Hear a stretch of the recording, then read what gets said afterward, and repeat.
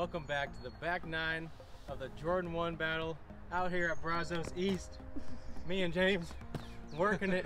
I'm getting worked actually. He's up 3 on me right now. He's at 3 down through 9. I'm at even.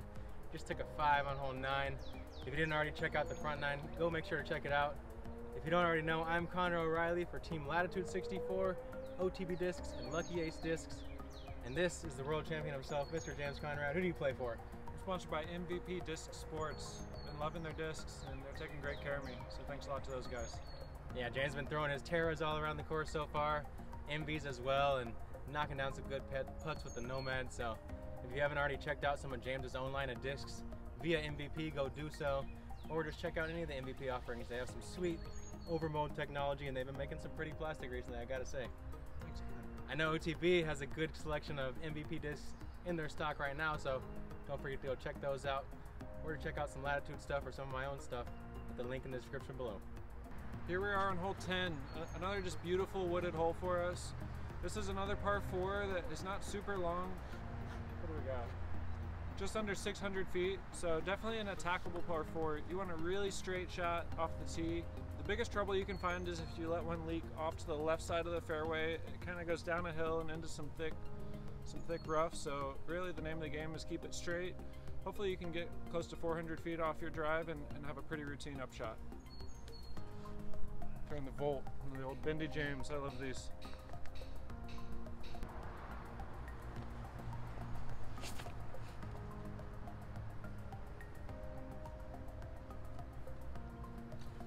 I think I found that left side rough I was talking about. Hopefully it's on the edge.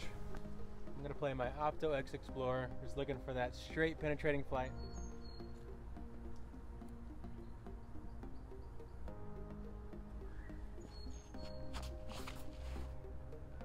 What? Oh. There's a black hole over there. We're not only matching shoes, but matching lines, and that's not a good thing on this shot right here. I got pretty fortunate to stay on the edge here. Like James said, if you penetrate at all into this wood line, you're almost sacrificing a stroke just to get back out. Go turn over forehand with the Pioneer.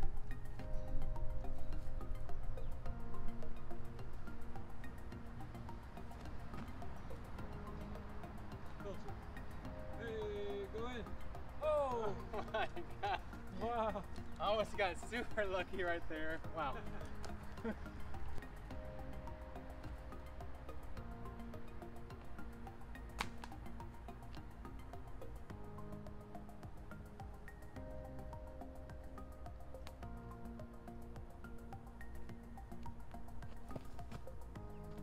wide. Oh.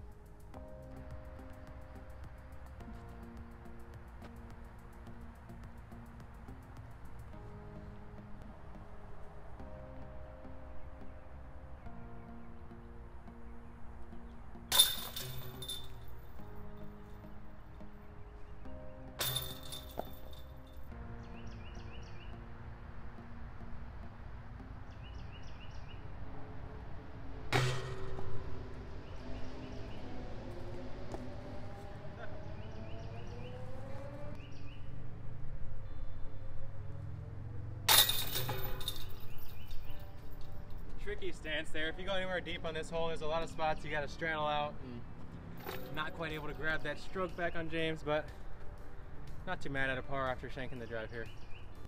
Hole 11 is very straightforward at par 3, right around 300 feet. This one's got thick rough on either side. The key here is to land it about circle's edge short and just slide up to the base of the hill right there. You don't want to try to get too aggressive and put this one long, have to putt back at the hillside. Really want to just land this one at the base.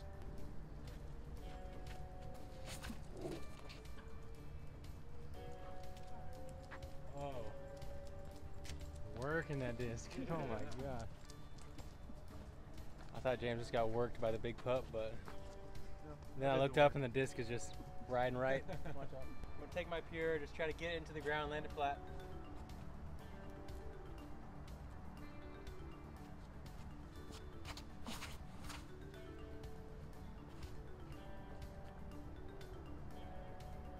Sweet. Oh yeah.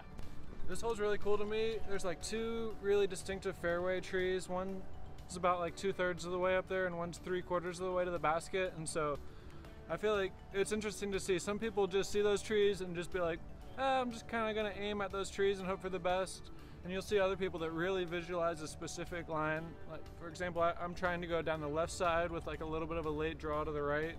I was able to execute that well, but to each their own. You know, some people do better just trying to kind of like get it past those trees, and some people like to pick a really specific shot and really try to visualize. And those fairway trees really let you do that to like really to a T, something really specific, and to see how close you are to what you imagined. Yeah, I'm with James. I think the more specific you can be in a game like this, the smaller your misses are going to be. I think the times where you choose to be vague and just say, oh, it's a big gap, you know, if I just throw it through the gap, I'll hit it. A lot of times your misses are going to be a little bit bigger, so choose a small aim point, you're going to miss smaller. Yep. There we go, back on the birdie train.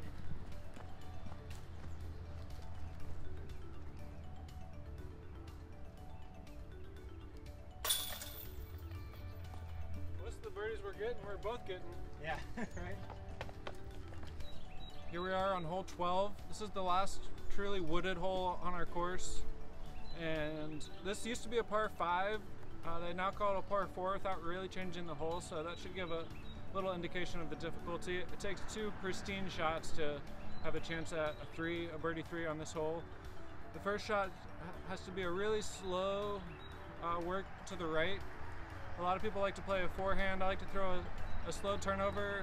The biggest challenge is it's hard to avoid the rough on the left, especially with the backhand, as it'll like to kind of cut roll in the end. It's really about positioning. You don't need too much distance to be able to attack. Anything close to 300 feet should be enough, but yeah, it's a challenging hole. It's a cool one though.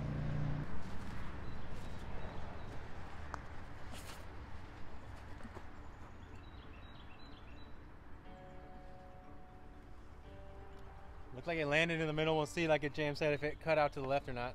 I'm gonna take that forehand with the Pioneer for you guys.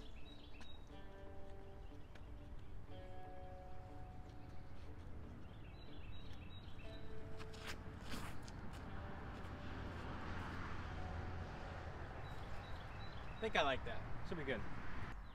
A little bit too far pinched on this side, so I'm gonna lean out, rip on my fuse.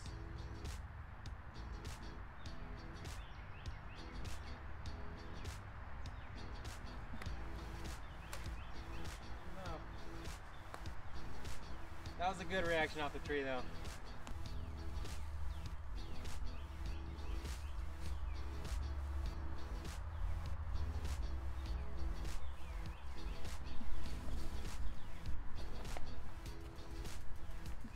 Funny, you might be one of the only other players I've seen with that little like thing in the forehand that I do. Little like cock back thing.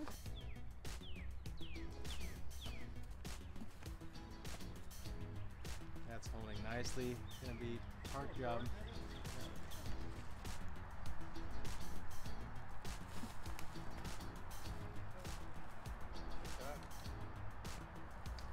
Kind of listen for that little trash can hit.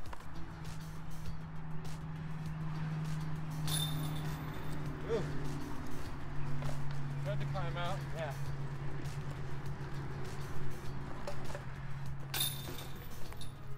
Pair of 4s here. If you don't really perfect the drive, it's hard to attack for the 3 here on the 12th.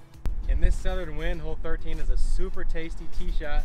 It's a par 4 at 555 feet. You can really attack this one for an eagle look if the wind is right and if you're willing to get aggressive enough. There's a mandatory about 150 feet up there that forces you to play to the left, so you can't just blast it out over the road here. You really got to hit the gap with some power commitment. You will see some bailout forehands or big rollers off to the left, but really that straight shot's the one here.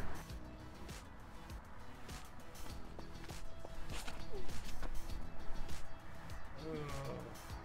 James getting a tasty line on that one. Gonna go with my seasoned drive on this shot.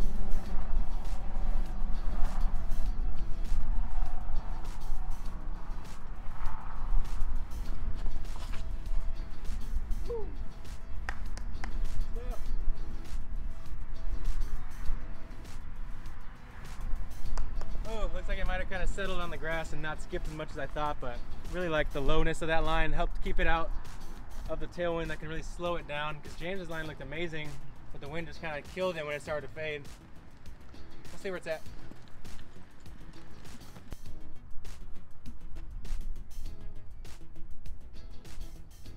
Kind of tried to drop one in it, but I'm glad my body didn't allow me to be too aggressive. Get it? Oh!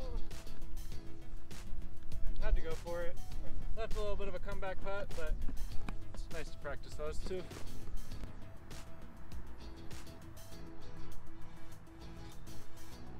I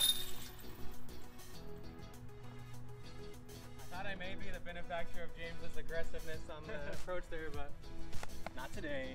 Not giving it up that easy.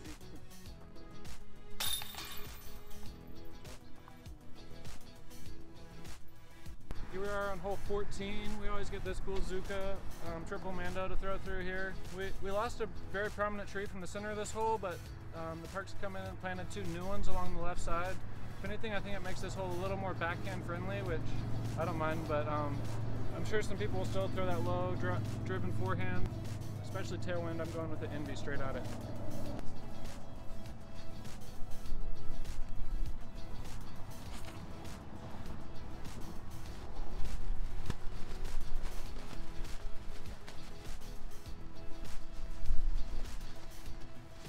Play that forehand James was talking about with my Pioneer.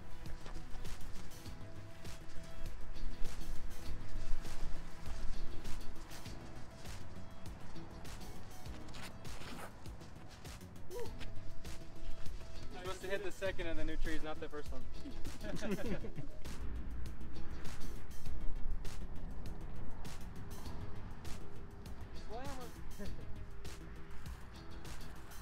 You don't gotta get slammed down by the wind with the slammer, it slams itself down.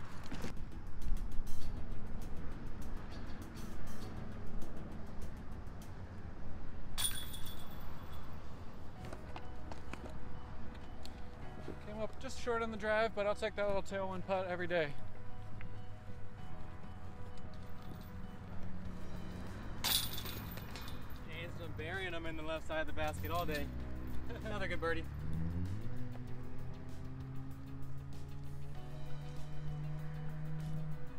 Hole 15 is another one of the iconic holes out here at Brazos Park East. Similar distance to hole 13, the first one out of the woods, except for we're trading our trees for some out of bounds roadway on the left. You've also got this fence on the right playing out of bounds. The area inside of the fencing that you see in the fairway is safe. And in this tailwind, you'll have a big decision to make whether you want to try to get down there to grab a 2. I believe they changed this one to a par 3 last year or the year before, so this one's really hard to score a birdie on. Just one of those holes you got to make a decision. Do you want to play for 3 or do you want to try to get aggressive for that 2? I think I might need it right now. I got 4 strokes to make up on James and only 4 holes to go, and might need to make something crazy happen. I don't think the aggressive shot's probably going to be my tournament play, unless I need it on round 3, something like that. But first 2 rounds of the tournament, I think I'm going to be happy chipping a couple shots up there, taking the easy 3 and running. Sometimes you just need that birdie coming down the stretch, so I'm going to go for it right now. See if I got it.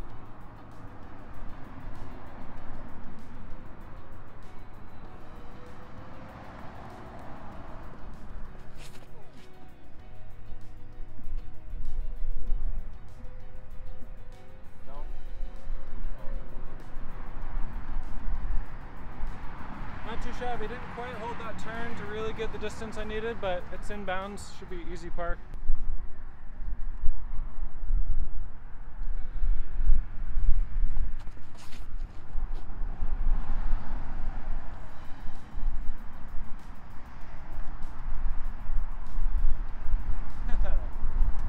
Similar? Yeah. A lot of height, but not enough action.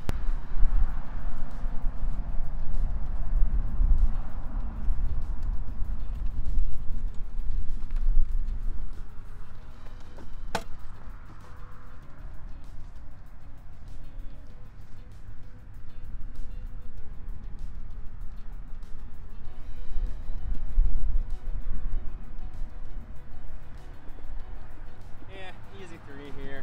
I tried to run it, I promise. I just can't putt that far.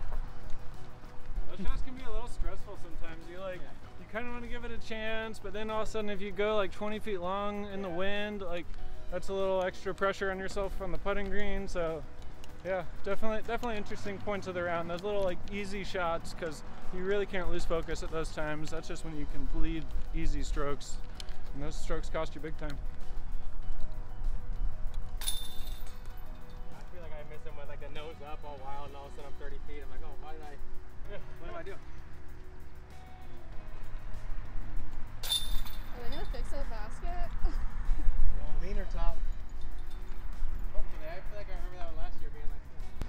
Here we are on hole 16. This is our last hole playing with the wind today. The wind's usually either from the south or from the north, so it's like usually headwind and tailwind, like on the different halves of this open 9. The ice storm, I'm guessing it was the big ice storm a month or so ago that took out a lot of trees. It took out one of the most prominent trees on this hole, a big tree around 450 off of the tee pad. But again, the Parks come in and added some fresh trees, so it'll be cool to see as those grow up over the years, how the hole starts to really develop. But for now, it's a pretty easy par 4. You really just want to get big distance off the drive and then hopefully make that up and down pretty easy.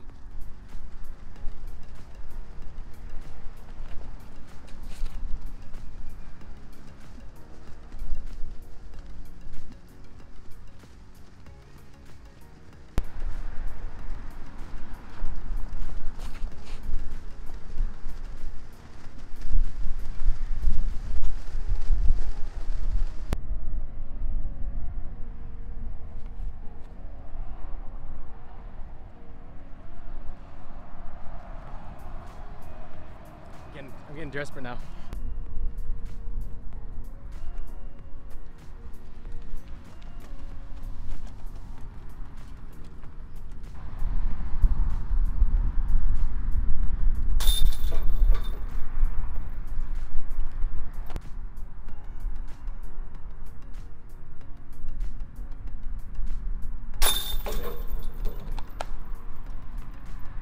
Shout out to Hand Eye for the new pretty purple stanchions for 2023.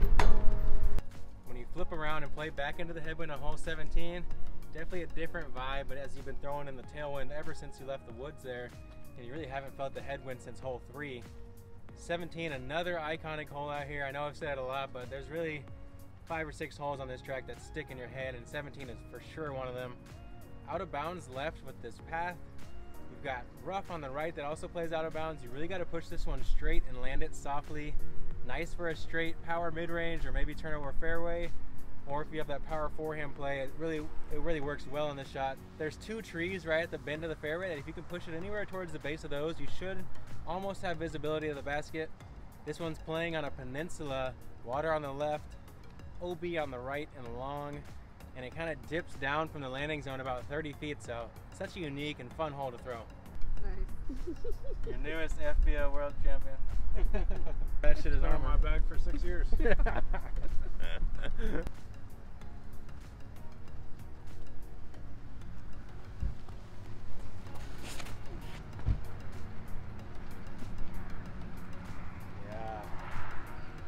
Looked like a heavy turn, but the overstability of that Terra just held up so nice into that wind. Yeah. I'm gonna go forehand with my drive here.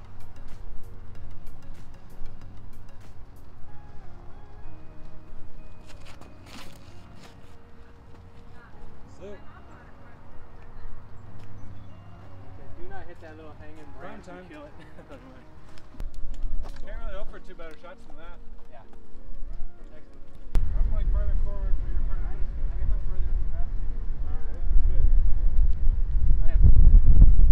Me and James found the prime time landing zone here. You honestly can't place it much better. Left to right wind, pretty stiff. I'm gonna take that forehand. I literally put this Pioneer in my bag just for this shot, so let's see how it plays.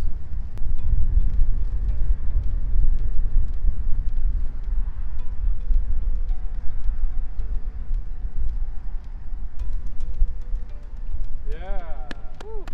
The first second of the flight worried me. It's one of those shots where the wind really affects you early, and then it kind of goes away once you get into this tree line, so it can be very tricky. I was scared on that one. Definitely, even from a good drive, it can be a quite intimidating approach shot. If you can trust that forehand hyzer, it's definitely a little bit safer most of the time, but that's not my game, so I'm going to take a Nomad. I'm going to trust it out towards the water, and as Connor mentioned, the wind feels strong up here, but usually once you get down towards the peninsula, it's a little calmer, and yeah, just try to trust just a slow turnover, kind of riding the wind, hopefully get it close.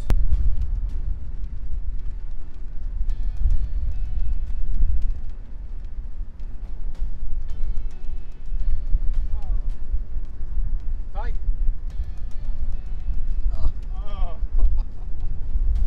You're on here. Somehow I got lucky, got hung onto this bank. It's dry disc, so no line painted or anything. I'm in bounds. Got a long birdie chance. Perks of playing ahead of a tournament setup.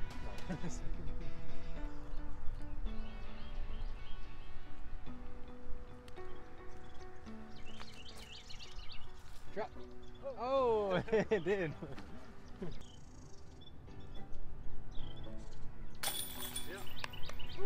Thank you, right side. 17 is definitely a feel-good birdie. Like James said, no matter how good of a drive you throw, that upshot's going to be a bit scary. Shout out to that fresh pioneer.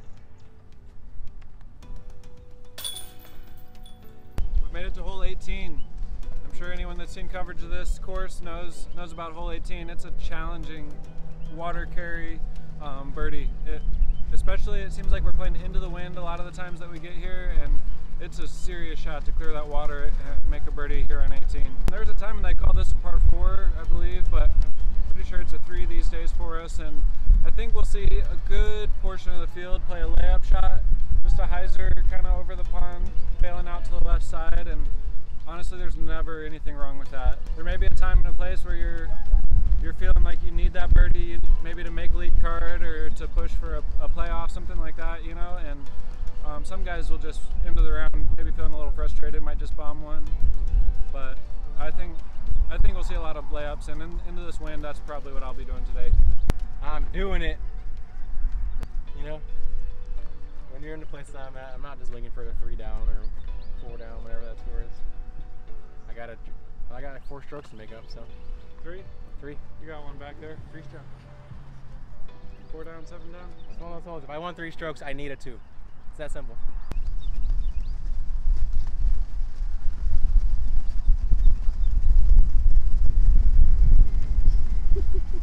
Sure.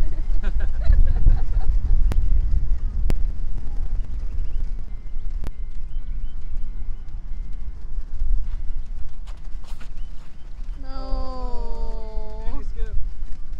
Skip. Okay, it's close to the end. No, that's why you don't do that. That's just why you don't go for this.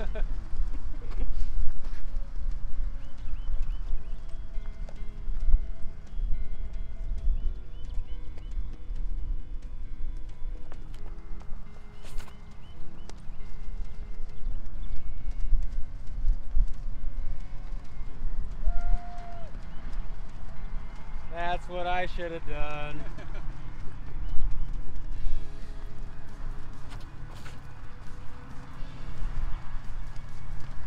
Woo! Woo! Did it go in the water? Oh, No, I liked it to re-tee, so this will be for my 4.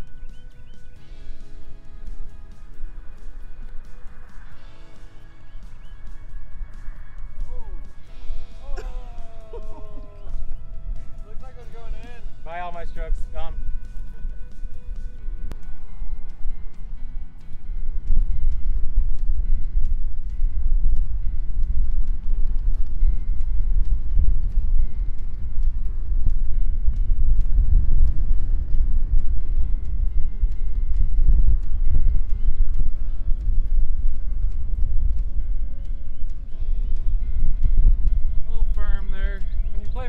You want to really get that layup shot close, but I got some strokes on Connor, so I might even lay that one up.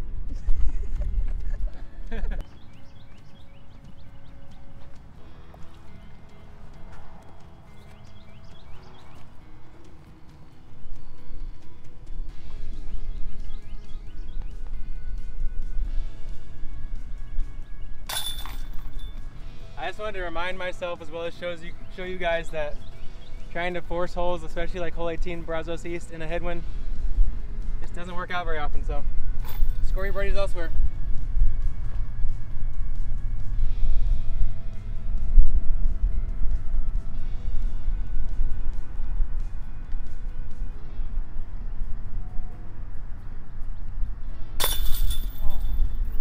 How much of a showman James Conrad is. He couldn't lay it up for you guys.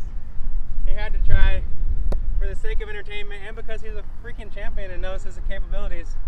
So he went for it for you guys. We love that. And yeah, unfortunate little finish for me there, but honestly, that's one of those situations where come tournament time, I'll just chip up, take my 3, and like James said, unless I'm pushing for an actual win, it's really not worth trying to attack hole 18, especially into the headwind. Right. When flips up though, absolutely worth going for. Yeah, early in a tournament, even if you're around, like today, I think even with the bogey here, I think I shot 6 down, and that doesn't feel amazing, but early in a tournament with a wind like this, you know, that'll put me in decent position. But if I get crazy on 18 and end up with a 6, all of a sudden like that 3 down, that's going to be way further down the board, and it's really important just to kind of put yourself in position throughout the tournament to really attack when you need to attack. Yeah, James showing the maturity it takes to win on the Pro Tour, understanding you can't win a tournament round 1, but you can come out, you can play a solid score, mitigate the mistakes, and you know, you put down that 6, 7 down, maybe a 5 down. Now you shoot a hot round the next round, you're right there with a chance to win. So wise words from James Conrad. He's been well spoken all day, and I've really been enjoying his little nuggets of advice, so hopefully you guys have been taking notes. Once again, make sure to go follow James on Instagram.